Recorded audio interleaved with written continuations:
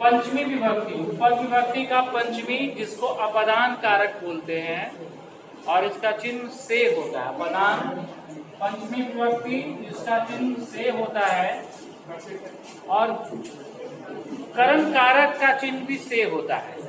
दोनों में यह अंतर है कि जिस साधन से कार्य किया जाए वह करण कारक होता है। जैसे मैं पुस्तक से पढ़ाता हूँ, ये पुस्तक पढ़ाने का साधन हो गया, तो इसमें तृतीया विभक्ति का प्रयोग होता है। लेकिन अपदान का मतलब हुआ जिस निश्चित वस्तु स्थान से कुछ पृथक होता है, अलग होता है, उसे पंचमी विभक्ति अपदान कारक कहते हैं। सबसे पहले इसमें हो गया अलग होने के अर्थ में, पहला हो गया इसमें अलग होना। कहां से? तो निश्चित वस्तु स्थान से जब पृथकता का बोध होता है। जैसे अगर बोला जाए बालका डैश आगच्छति और विद्यालय शब्द दिया हुआ है, यहाँ पर बालक विद्यालय से आता है। बालकात जैसे बालक शब्द का, उसी तरह विद्यालय शब्द से यहाँ पर विद्यालयात का प्रयोग किया, विद्यालय से आता है। जैसे बोला जाता है कि वृक्ष से पत्ते गिरते हैं, तो वृक्ष से वृक्षात पत्राणि पतंती, वृक्षेभ्य भी प्रयोग कर सकते हैं। वृक्षों से पत्ते गिरते हैं, वृक्षात पत्राणि पतंती या वृक्षेभ्य पत्राणि पतंती, अलग होने के अर्थ में पंचमी विभक्ति का प्रयोग होता है। और इसके साथ और भी कुछ शब्द है इसमें। पंचमी विभक्ति में एक शब्द है इसमें वीणा, अव्यय है, इसमें जिसके योग में द्वितीया विभक्ति, तृतीया या पंचमी, ये तीनों में कोई विभक्ति लग सकता है। वीणा एक जो अव्यय है, इसके पहले भी तुम लोग पढ़े थे, ये द्वितीया में भी प्रयोग होता है, तृतीया में भी प्रयोग होता है और यह पंचमी में भी प्रयोग होता है। जैसे मित्रम बिना, मित्रेण बिना, मित्रात् बिना, ये तीनों प्रयोग हो सकता है। वह मित्र के बिना नहीं जाता है। स मित्रम बिना न गच्छति, यह मित्रेण बिना न गच्छति और मित्रात् बिना। तीन तरह का आंसर बना। देखो, बिना के योग में तीन विभक्ति लगता है। अगर कहीं क्वेश्चन पूछा जाए कि ये बिना के योग में तीन विभक्ति कौन कौन, ऑप्शन वहां दिया हुआ है, तो द्वितीया, तृतीया और पंचमी जो होगा वो सही आंसर होगा। जैसे बाल का देखो तीन आंसर क्या होगा, एक मित्रम भी सही है, मित्रेण भी सही है और तीसरा आंसर मित्रात् भी सही है। बिना न गच्छति, बालक मित्र के बिना नहीं जाता है। इसका हम लोग का यहाँ तक आंसर हो सकता है। कोई भी इसमें एमसीक्यू में दिया रहे, द्वितीया, तृतीया, पंचमी, इनों में से कोई आंसर सही हो सकता है।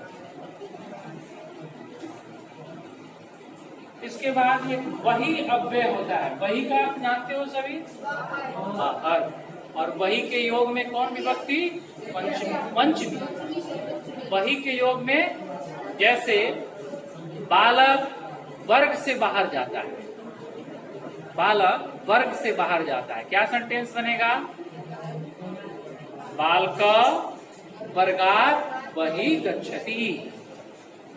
बोला जाए कि तुम वर्ग से बाहर नहीं जाओ, तो त्वम वर्गात् वही मा गच्छ, वर्गात् वही माँ गच्छ। गच्छ का मतलब ये गम धातु का लोट लकार, गच्छतु, गच्छताम, गच्छन्तु, गच्छ, जो अनुज्ञा के अर्थ में, ऑर्डर के लिए लोट लकार का प्रयोग किया जाता है। ऐसे सेंटेंस में हम लोग इसको एक प्रयोग करते हैं कि तुम वही माँ गच्छ, तुम बाहर मत जाओ। तो इसका मतलब हुआ कि वही जहां भी आएगा हम समझेंगे कि इसके योग में पंचमी विभक्ति का प्रयोग करना है। वही के बाद इसमें शब्द है, दो धातु और पढ़ना। एक भी धातु होता है। क्या भी धातु का आप जानते हो तुम लोग? कोई भी? भी धातु का अर्थ, भी धातु का अर्थ कोई भी? हाँ, ये सानवी सिंह सही तुम बोल रही हो। भी धातु का मतलब डरना, डरना है, और इसका रूप चलता है विभेति। विभेति, विभेति का मतलब डरना, जिससे भय, भय और रक्षा के भी तृर्था नाम भय हेतु। एक नियम होता है पंचमी विभक्ति का, भी माने डरना, माने भय और रक्षा का जो कारण हो, उसमें पंचमी विभक्ति का प्रयोग होता है। भय का जो कारण हो, रक्षा का जो कारण हो, उसमें पंचमी विभक्ति का प्रयोग होता है। जैसे वह सिंह से डरता है, स सिंहात विभेति। क्या होगा प्रयोग? स सिंहात। अब प्रश्न यहाँ देखो, क्यों ये नियम बना? अगर ये विभेति में कोई पंचमी नहीं लगाएगा तो उससे तीसरा विभक्ति लगाने लगेगा, वो गलत हो जाएगा। क्योंकि यहाँ नियम बता दिया कि नहीं, हम यहाँ तीसरा विभक्ति का प्रयोग नहीं करेंगे, इसमें हम पंचमी विभक्ति का प्रयोग करेंगे, क्योंकि यहाँ पर विभेति का प्रयोग आ रहा है, निधातु का प्रयोग आ रहा है। तो स सिंहात विभेति। अगर तुम्हारे पास दो ऑप्शन दिया है, स सिंहेन विभेति, स सिंहात विभेति, तो क्या सही प्रयोग करेंगे? स सिंहात, सिंह से डरता है। इसका तर्क हम क्या लिख देंगे?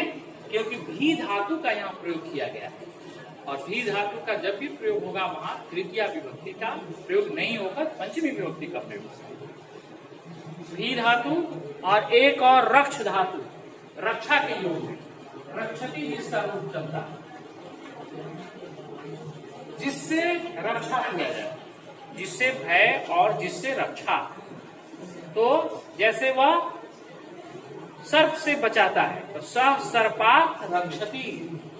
क्या होगा? स सर्पात रक्षति।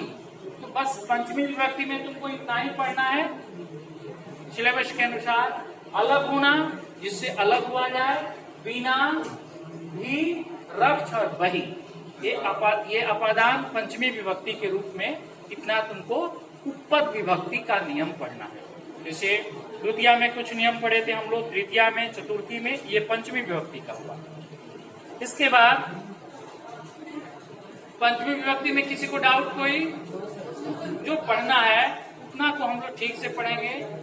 और प्रयोग क्या हुआ देखो, आखिर हम लोग ये क्यों पढ़ रहे हैं? ऐसे जो क्वेश्चन आएगा उसमें हम लोग इसको देखेंगे, ये शब्द आया है तो उसमें पंचमी लगाएंगे। अनुवाद बनाएंगे, उसमें भी पंचमी का प्रयोग होगा। लिटरेचर बुक में देखेंगे, वहां भी पंचमी का प्रयोग होगा। इसके बाद हम लोग षष्ठी विभक्ति देखते हैं।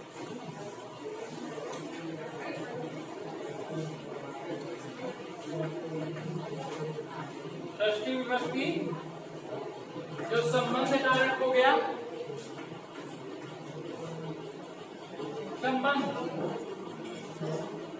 षष्ठी विभक्ति संबंध कारक जो होता है, इसका चिन्ह क्या होता है?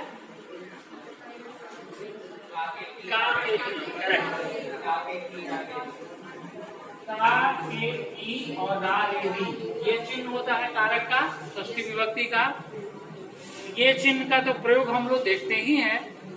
जैसे बोला जाए कि यह मेरा विद्यालय है, यहाँ संबंध कारक का प्रयोग हुआ। यहाँ अत्र मम विद्यालय अस्ति, संबंध, यह मेरा मित्र है, इदम मम मित्रम अस्ति। ऐसे इसका प्रयोग संबंध कारक में प्रयोग करते हैं। और इसमें शब्द कौन कौन पढ़ना है वो देखो। ये शब्द पढ़ना षष्ठी के रूप में, ऊपरी जिसका अर्थ होता है ऊपर, अधः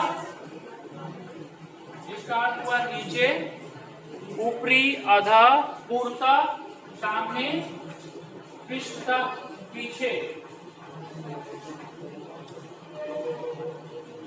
हम लोग को ये शब्द पढ़ना है, ऊपरी, ऊपर, अधः, नीचे। अर्थ इसका लिख लेंगे या हमको याद है अगर हम लोगों को तो ठीक है, लेकिन हमको लग रहा है बहुतों को डाउट इसमें होता है।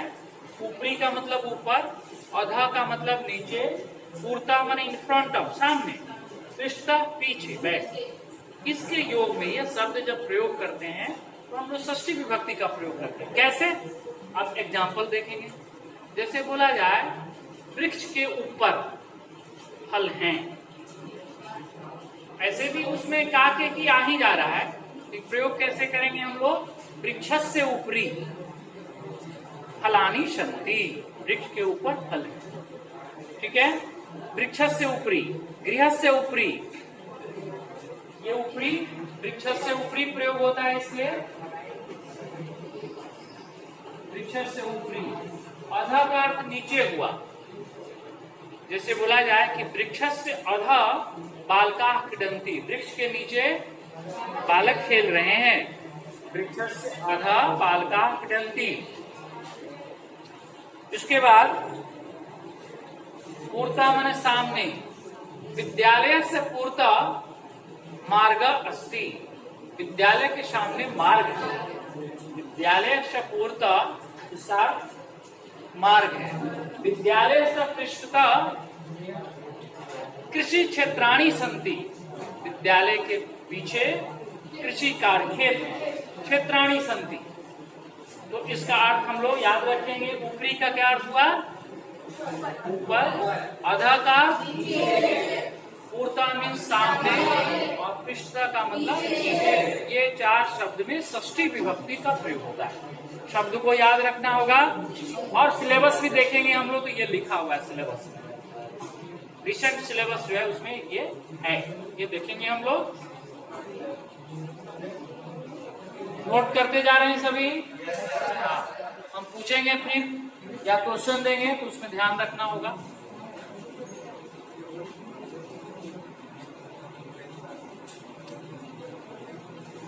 षष्ठी का कौन शब्द हुआ, पंचमी का कौन हुआ, चतुर्थी का कौन हुआ, ये शब्द होता है।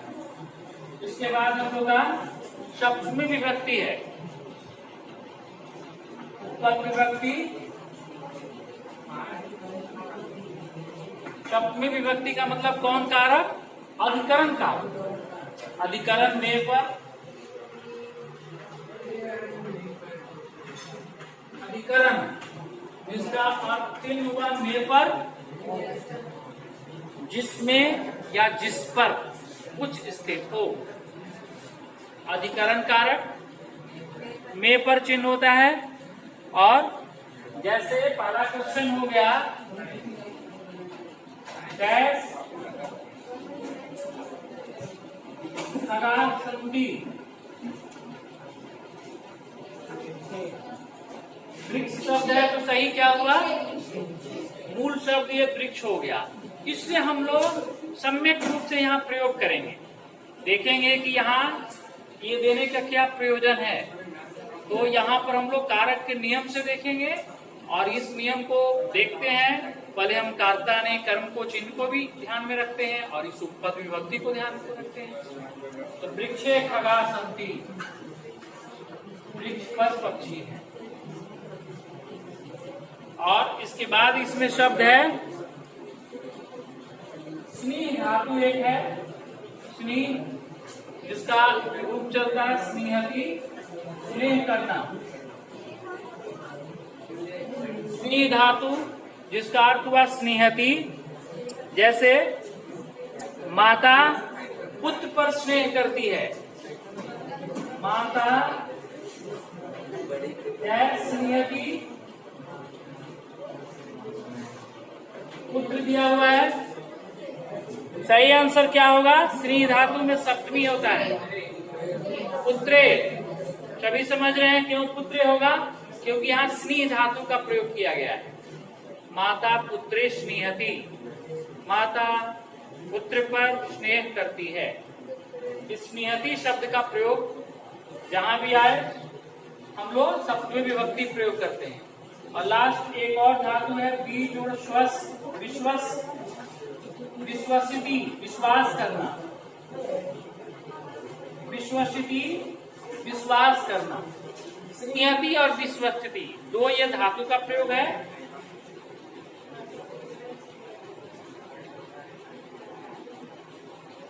इसमें ही प्रयोग कर सकते हैं। पिता डैश विश्वसिति,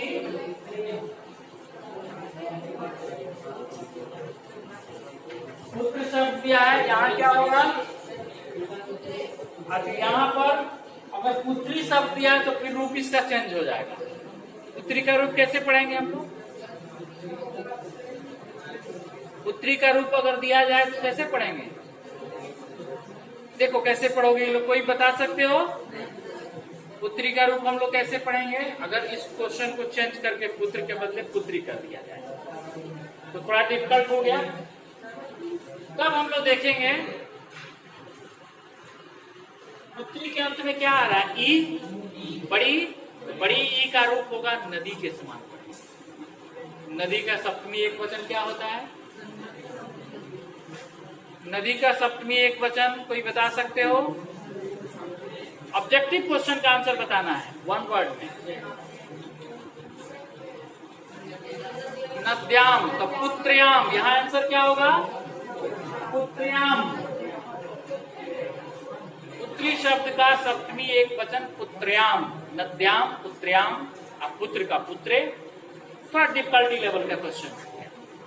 पुत्र तो सभी प्रयोग कर सकते हैं, लेकिन जब पुत्री दे दिया जाए तो इसमें कई स्टूडेंट का मिस्टेक हो जाएगा, क्योंकि इसका रूप नदी पर भी पढ़ना पड़ेगा।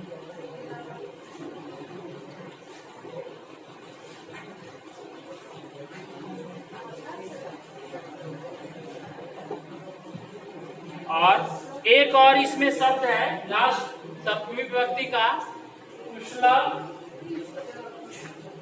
निपुणा,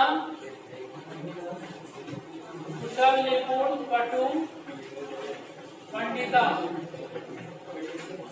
देखो इसमें केवल कुशल दिया हुआ है सिलेबस में, लेकिन ये सब कुशल अर्थ में प्रयोग होता है। यहाँ पर केवल एक ही शब्द दिया है कुशल तुमको पढ़ने के लिए, लेकिन यहाँ पर इन सबों का अर्थ एक ही अर्थ होता है, कुशल। जैसे वह व्यक्ति कुशल है, कार्य में कुशल है। स कार्य कुशल अस्ति, सेंटेंस हो गया। स डैश कुशल अस्ति, कार्य दिया हुआ है, क्या प्रयोग हो गया? कार्य। कार्य कुशल अस्ति। कुशला के बदले यहाँ पर अगर निपुणा है, पटु है, पंडिता है, तो भी हम लोग यही प्रयोग करेंगे। इसी का प्रयोग करेंगे, कुशला का ही प्रयोग, ये कार्य का ही प्रयोग करेंगे। ये एक समानार्थक शब्द हो गया, कुशल, निपुण, पटु, पंडिता। इस तरह का हम लोग का सप्तमी विभक्ति का शब्द जो और भी होता है, एक होता है कि निर्धारण अर्थ में जब बहुत में किसी एक की तुलना किया जाता है तो निर्धारण बोलते हैं, उसमें भी षष्ठी सप्तमी बहुवचन का प्रयोग किया जाता है। लेकिन जैसे बोला जाता है कि कविषु या कवि नाम कालिदास श्रेष्ठा, नदीसु या नदी नाम गंगा श्रेष्ठा, ऐसे भी प्रयोग करते हैं, सप्तमी में आता है। लेकिन अभी हम लोग को अभी ये शब्दों का ध्यान रखना है, द्वितीया से लेकर सप्तमी। जैसे हम किसी से पूछें कि द्वितीया विभक्ति के लिए कौन कौन शब्द है, कोई बता सकते हो? उपपद विभक्ति में बिना देखे, कॉपी को बिना देखे जैसे तुम लोग पढ़े होगे, द्वितीया विभक्ति के लिए शब्द है। जैसे परिता तुम लोग पढ़े होगे, परिता, निक्सा, प्रति, बिना, ये द्वितीया के लिए शब्द हो गया। देखो शब्द सेलेक्टेड है, बहुत नहीं है। तृतीया के लिए हुआ स, सार्धम, बिना, अलम, हीना। हाँ,